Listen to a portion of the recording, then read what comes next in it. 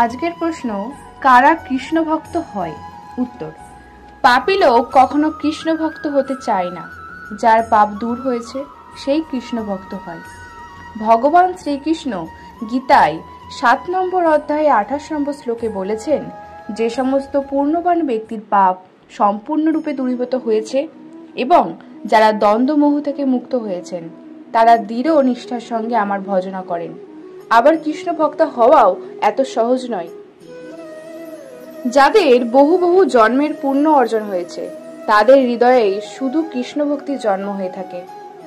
পুরাণে বলা হয়েছে, সহস্র কোটি জন্ম যাহারা পূর্ণ অর্জন করিয়াছে, তাহাদিগরেই দেবদেব জনার্দনের উপর ভক্তি শ্রদ্ধা জন্মিয়া থাকে।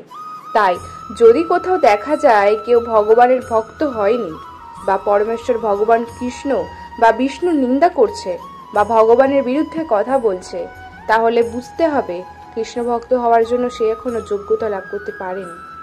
তখন ভগবানের কাছে তার জন্য প্রার্থনা করা উচিত, ভগবান যেন তাকে কৃপা করেন। জয় শ্রীকৃষ্ণ। রাধে রাধে।